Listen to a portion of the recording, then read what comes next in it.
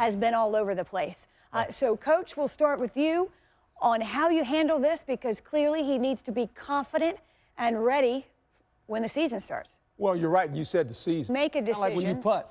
And it raised some eyebrows to move up and take a kicker. Yep. And clearly his confidence is shaken. And clearly there's a mental battle going on here. What do you do? Well, I'm with Coach. I like his approach on this one because he works through his problem. And you might have to really consider keeping 2 kickers. Now, to Coach's point. I know. But to Coach's point, we got 2 more games yet. But you have to start thinking. And it is one of the most intriguing storylines of the preseason.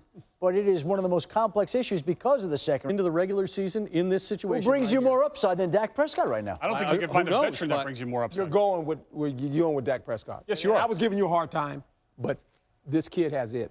Things change, but the body of evidence that we've seen so far, as limited as it is highly encouraging for Dallas. Look, it's not his fault that he's actually. I knew we were going to get agreement on that. Better than him not being. But remember the season. All right. Halfway through the preseason. Correct. It is what it is. However, he is turning heads. We can agree on that. He's garnering headlines, No question. right or wrong. So, Coach, how do you keep him grounded so that this development continues? That is only the preseason. And so far, he has an A on his test. He certainly benefited from the fact that Tony Romo, as a managed, a 36-year-old quarterback who's coming off shoulder surgery, had back surgery in previous off seasons.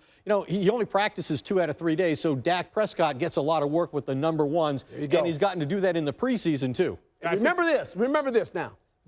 GMs around the league will pay particular attention to, because there's talent there that they too may be able to pick up. So we'll start with the Chiefs. We're looking, by the way, at overloaded personnel, teams that perhaps have an embarrassment of riches at certain positions.